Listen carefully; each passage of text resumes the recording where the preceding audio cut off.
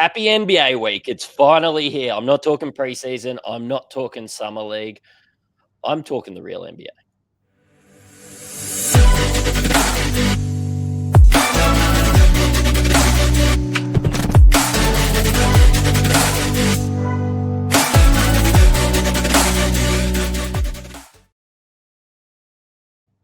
Welcome to another episode of Ball Logic, and really it's the first one not focusing on drafts, not recapping preseason games. It's NBA week, Mally. How excited are you? Yes, I'm very excited. It feels like it's been a long time coming. It feels like we didn't really have an off season, but yeah, that's just a bit of a distant memory now. You done all your drafts? You're all done, ready to go? I am ready to go. I've done all mine. I feel pretty good about them. I was saying on some of our other shows, I ended up with a few my guys that I weren't really sure were my guys. They're just guys that Yep. I've just sort of had, and I wasn't sort of expecting to get them. But yeah, apparently, my favorite players are Brandon Ingram and John Collins. So there you go. Yeah, mine's Kamara. I seem to have picked him up multiple times, and then a weird one is Risacher. Just apparently he's a guy that I got in like 3 of my 5 leagues. So anyway, see how that goes. I really like Risacher this year, so I'm probably on board with you on that one. I absolutely didn't reach to get him either.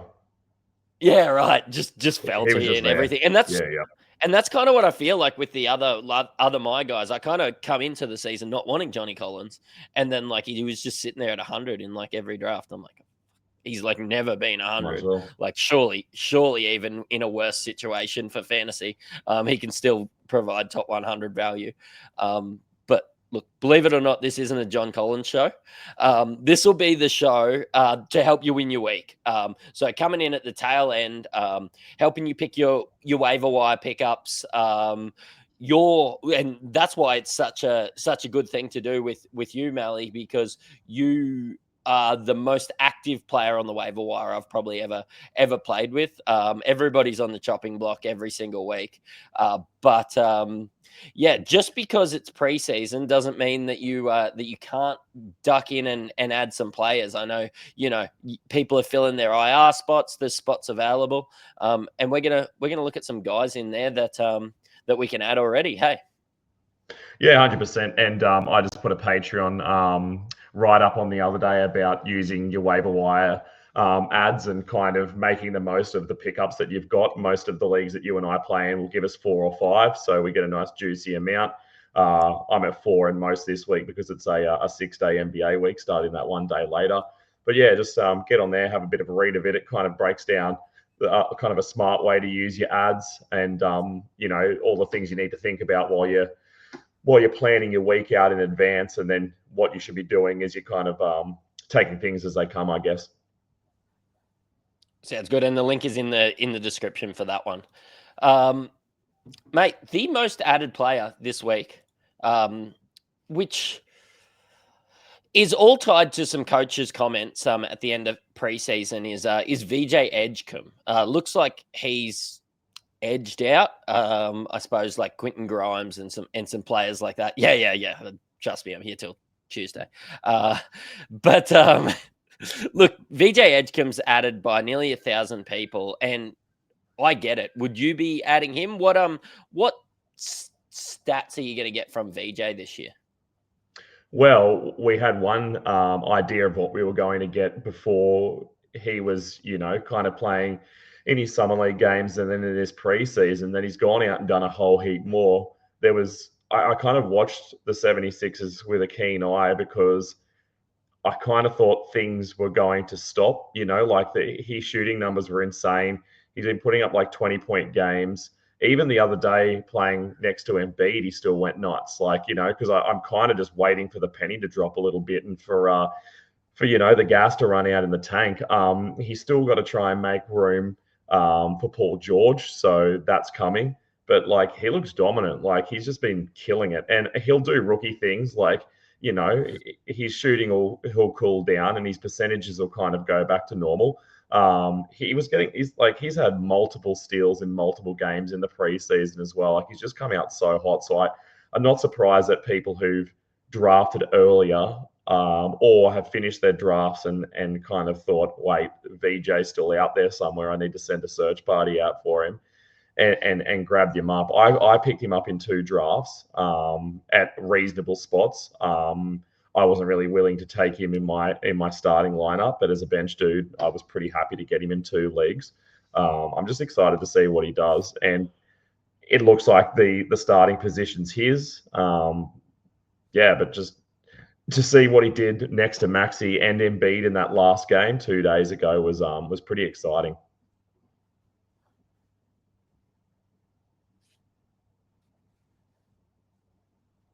Yeah. Well, I'm probably most keen to I'm not sure I completely thought that the stocks would be there, but those steals counts. That could be the difference between a guy that is on your waiver wire and scoring points and getting opportunity and being a really valuable piece. So I know a lot of people have drafted their injured players, so filled their IR spots, so looking for people to add as well. The next one, mate, sort of tied to King James being injured for the first couple of weeks of the season, or being reevaluated, after a couple of weeks into the season. It said 3 or 4 weeks, and that was about 9 days ago. But Rui Hachimura sort of slides into that starting lineup. Really interesting, doesn't really do too much outside of scoring points, but should soak up, what do you think, 30 minutes in LA, mate? Yeah, you'd think so. I thought they might kind of lead more into Vanderbilt, but they haven't. They have really gone with Rui. The things that Rui does probably are valuable to them. He's going to have 2 pseudo point guards out there in Luka and Reeves, so he can just kind of sit in his corner and take his shots. He'll probably get a couple of rebounds while Ayton's having a little snooze out there like he has in most of the preseason games. So, and that's kind of, as you said, all he does. The percentages don't wow you, but they're also not offensive and they're not going to bring anything down. That's what I like about my my pickups from the waiver wire. You don't want them to, in those other categories in your counters, you just want them to be guys who can build, but you also don't want guys who are going to undercut you in free throw percentage or field goal percentage, or if you're playing like in leagues you and I are, 3-point percentage. But he doesn't do that, and he doesn't get a lot of turnovers. So all that that stuff that could be negatives is kind of foregone with him, and then you just get the positives of 15 points, 2 threes, 5 rebounds, while he's in this starting unit. So it's not a big shock to me why people have been picking him up. So them being the most added to, probably by a fair while, which would you prefer, Edgecombe or Rui, if if they're both sitting on someone's waiver wire? Again, depends what I'm going to do. If I'm looking just to get off to these first 2 weeks, I'm definitely just picking up Rui because he knows what's happening in that team. He's played for the Lakers for a few years now. He knows the system. He's going to take advantage of 2 hardened guards in a system, as I said, that he knows well. He's obviously just got to figure things out a little bit with Ayton. VJ, on the other hand, he's a guy that if you're going to pick him up, you're probably going to want to hold on to him for a little while and see if what he's been able to do in these 5 preseason games is going to translate into some seasonal value. So I know I didn't really I gave you a non-answer there, but I want to keep each of them for different reasons. For me, you know me, I can never hold on to anyone for more than probably, as you said, 7 days before they're out again, and that's very unlikely they'll even make it that far if they're the bottom 2 guys on my roster. Yeah, and for immediate impact, I'm probably going LA. So Rui, just because he's going to play that extra game in the first week as well. And neither, you're right, there are going to be teething issues with VJ Edgecombe, but he's not a guy that I think I'd be holding all year.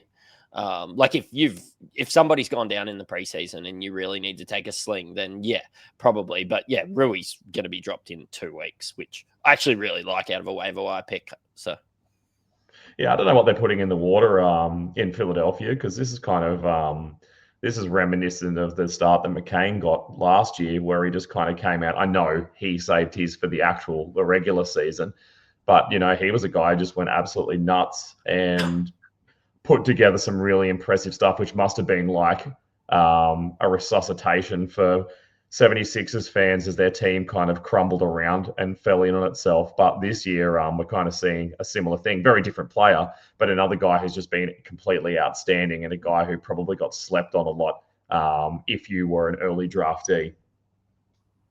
Yeah, and that's probably a pretty good point. Like, we've seen rookies succeed in Philly. I didn't really think of it like that. So yeah, honestly, we probably gave you non-answers either way on those. Enjoy that. The next one, yeah, enjoy that. Well, the next one probably doesn't need too much discussion at all, to be honest. DeJounte Murray, I understand if he's gone undrafted, if you've got a couple of IR spots, there's absolutely no risk in picking him up, stashing him, and getting one of those other guys. Now, I've probably been butchering this all preseason, but Zeman, your Zeman, or Igor Deman as it's spelt, but the Brooklyn point guard is being added. I see 500 people picking him up over the last days. Just opportunities there, just having a sling. If it's not going to work out, you just drop him, right? Yeah, I don't know. I guess we didn't really get to see him do anything in the preseason. They just tried out there while he was injured. Tried out their other point guards, or pretend point guards. They've got an absolute sling of rookies this year that they're just trying to work out who's doing what. They pulled absolutely no punches about the fact that they're just mucking around this year. So I mean, yeah, the Nets are kind of a bit of a joke franchise presently. They'll improve in the future, I guess. But yeah, I don't really understand what's happened over the last day for him to be picked up. Maybe again, similar thing. Like I'm guessing some news might have come out that he's starting to get ready to play. He's missed the entire preseason though, which is going to be pretty hurtful. Yeah, I don't understand that one personally. No, I'm with you. Oh, I understand this. Maybe I get why there's a bit of excitement. Russell Westbrook, Sacramento. Rest in peace to the fantasy value of what is it? Ellis, Malik Monk, Dennis Schroeder, all those guys. Yeah, the whole gang. Yeah, honestly, I'm staying away from the guard rotation completely. And yeah, Russ has been good for fantasy and even okay for fantasy last year if you streamed him in and everything like that. But man, like I don't even know how old Russell Westbrook is. Russell Westbrook in his mid-30s at Sacramento. I'm not drinking that Kool-Aid. Yeah, we talk about Brooklyn being a joke franchise, but at least they are using common sense. Like they see the writing on the wall a bit. They know they're not going to be even a shot of being able to get into the playoffs, alone the play-in. At least, yeah, as I said, they're kind of reasonable about their expectations. But what a shit show Sacramento is. Like they're just really ruining the young careers of guys like Ellis, of guys like Murray, who they should be putting more emphasis in. They're blocking up things with all these older guys, getting these guys that are like, I guess, past their prime superstars. Yeah, it's kind of disgusting to watch. But yeah, I think that he's going to be kind of hurtful to any of the guards. Speaking of Sacramento, I have no idea what they're going to do with Sabonis out now and Murray. Like, who's their front court? Like, they just got nobody now. It must be an absolute mess, in Sacramento. Mate, it's been a mess in Sacramento for years. I tell you what, I bet you Halliburton's glad that he got out when he did. 100%. At the time, he didn't want to get out, but yeah, he did. But man, there's a lot going on there, and you know what? Sacramento are probably a team that I'm okay with streaming from. But like, who are they going to start? Like Drew Eubanks and Dario Saric at the 5. It is pretty dire. Maybe we should be streaming Drew Eubanks. Yeah, 100%. Oh, at this stage, they're going to have to play Russ at the power forward just to like be able to get the people who actually know how. Not that he's a star, but at least he knows how to play the game, and they've got to find a way to get their 4 starting point guards out there. Somehow. But yeah, shout out to Matty Wainwright, a mate of yours and mine, a long-time Sacramento fan. I don't know how he does it year in, year out. He's just made of tougher stuff than you and I. Yeah, I couldn't do it. I'd probably start supporting the Sydney Kings rather than the Sacramento Kings. Mate, sorry, where we laughed. That was only half though, really. Yeah, it wasn't even a joke. It was just the truth. Just a fact. Kyrie Irving, of course, I understand him getting added. Don't expect him till next year, but there's no reason not to throw him in your IR. Stephon Castle, mate. You're a Spurs man, mate. You're cool to add Stephon Castle. I liked what I saw in the preseason. Yeah, and the little bit we saw from Harper as well. While Fox is still out, why not? He's going to get some run, but he's going to be one of those guys that as soon as Fox comes back, he's still going to get minutes, but his role's obviously going to change quite drastically. The ball's going to go back into Fox's hands. So yeah, why not pick him up, see what he does? We know what. Well, I keep referring to him as a rookie, only because he didn't do a great deal of playing last year. So he's, as I say, he's like a 1.5 rookie. He's just on the outside edge of it. But we kind of know the dangers of picking up young guys in the point guard position. The percentages are going to be really rough. They're going to get a lot of turnovers. So as long as you can stomach that, why not pick him up for now? When Fox comes back, you let him go. And if you're a Fox owner, it's probably a good time to have him too, because you need to be able to pick up the statistics that are going missing with Fox, and you'll be the first one to know when Fox is ready to go, and you can drop Castle a day in advance and get ready to roll Fox back out again. No, I'm with you there. Couple quick ones that we'll go through, but pretty quick, short, sharp show today. Colin Sexton getting some burn at Charlotte. I don't really like this one, to be completely honest. I think there's players that will play basketball in Charlotte, and Colin Sexton will be one of them, but just really ruins your percentages. Has never really been a pure point guard or much of a point guard at all, sort of a shooting guard that plays point guard because he's short. I don't think that he'll be making any noise.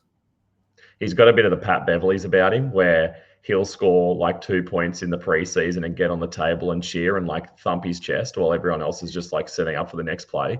He's one of the most awkward dudes to watch, like just how pumped and like into it he gets, and like arguing with the umpires, and they're like looking at their watches being like, mate, we're getting half pay this week. Like, we're not worried about any emotion that you're going to put into the calls that we're making. But I mean, the reason he's getting picked up a lot is because nobody wanted him. Like the reason he's there to be able to get picked up and make it to this list in Yahoo is because he's been sitting there when drafts have closed and people have gone, hey, there's a name that I remember. Or maybe they think that, maybe they see the writing on the wall for Ball getting injured or something like that in the first week back, and they're just trying to get ahead of it. Touch wood, I actually don't have him in any leagues, but I don't wish bad things upon young LaMelo. Hopefully he goes pretty strong this year. And I guess that's just people getting a little bit excited. Probably somewhat name value, at least for what's on the waiver wire. That's name value. There's not a lot of other guys there that are household names. That means Sexton's been around long enough and pushed his face into enough cameras courtside that people at least know who he is. Yeah, and Dinwiddie got waived. So I suppose if you saw him one rung lower on the pecking order, he did just move up. But obviously beat out Dinwiddie for one of those final spots there. Neemias Keita, mate. I mean, somebody's going to have to play center for Boston. May as well be. Yeah, exactly right. Yep. Yeah. He's been a guy that in the I actually never got him in a draft, but he was in my queue constantly, and then he just go and And so at least in the leagues I was in, he's being picked up. But yeah, maybe shallower leagues, he would have been a guy that was just sitting there. It looks like the job goes to him. Boucher is going to be next to him as well. So yeah, I mean, again, why not? He's going to get rebounds. He's going to get a couple of blocks. He's a big boy. Like I never really watched him play until the preseason, and like, yeah, he's a bit of a monster of a man. He doesn't seem terribly mobile, but yeah, he'll get some statistics out there, and I don't think he's going to get enough usage or opportunity to like ruin you too much. So again, another perfect guy to pick up off the waiver wire and plonk in for a game or two, where you don't have to be like, are the positives of this man going to outweigh the negatives? You know, that's probably the thing you need to think about with someone like Colin Sexton. Is it's not as easy as just going, cool, I'm going to get a couple of assists and some points and maybe some threes out of this guy. You're also potentially going to get 3 to 4 turnovers. You're also going to get nights where he shoots like 40%. So I can't see that happening with Cater. He doesn't go to the line enough. Where he's actually not too bad. I think he's like a 70% free throw shooter or something like that. So he's not morbid like someone like Pirtle or some of these other guys who are down in like the high 50s or early 60s. So yeah, that's okay. I think he's a decent enough pickup, and I can make sense of that. He might see the season through when the real players in Boston start to get sat, but I'd say he's going to get pretty good runs. So again, that's not how I use the waiver wire. I use it to churn out, but other people who are starting their season might be using it to get guys that they can hold. Yeah, mate. And did you know Zachary Risacher is only 43% rostered on Yahoo leagues? If I could say anything out of basically any of these guys, I think that he should be rostered in every league. And I think that's why I kept picking him up, because he'd be there, and he's he's probably was one of the latest starters that you could get in your draft, you know, as we're starting to pick up second, third, fourth guys off the bench. He's still sitting there staring people in the face. And again, I know that last year he was a little bit quiet, but he's still, you know, he's still worthy of a pickup. He might get a little bit lost in that system, but he can still go off. Like some nights, there was nights last season where he'd randomly score like 20 points on like crazy good efficiency, and he'd hit like 80% of his threes and stuff like that. So one of the good things about him is there's not going to be a lot of attention on him. The teams that are there playing against have to worry about Trey. They've got to worry about Porzingis. They've got to worry about Jalen Johnson. So, I mean, he's going to get shots, and he's going to be able to hit them when the opportunity comes. So, yeah, pick him up. Yeah, and like to put that into perspective, Stephon Castle 60% rostered, Zachary Risacher 43%. So yeah, don't understand that. Add Zachary Risacher. Maybe I'll get that trending on Twitter over the next couple of days. Yeah, you nearly said Ricochet, which would have been way better, because sometimes he absolutely shoots bricks. So that could be a new tagline. If he throws one and it just rims out, you can call that a Ricochet. Zachary Ricochet or Zachary Ricochet, just to really murder both of his names. Yeah, sorry, that's for some other members of our podcast. But on that note, mate, good luck this week. I don't think I'm playing you in any of our leagues, but where can everybody find you? You're lurking on Instagram a fair bit at the moment, mate. Yeah, trying to put out a post today, just my thoughts. So, go to Mally_BallLogic, see what I have to say. I usually speak garbage, but at least it might be thought-provoking garbage. And then, head over to Patreon, have a look at some of the articles that we've been writing. There's some good stuff coming up there now. So, we'll start phasing off how to get your draft sorted and start moving into how to get your season off to a good start. We want wins in the bag, and we don't want to be 5 weeks in chasing our tails and trying to chase other people down. So, have a read. It's user friendly. I try and make people laugh, so it's you can read it over your breakfast cereal. Sounds good. That's us for tonight. You've listened to a Ball Logic podcast.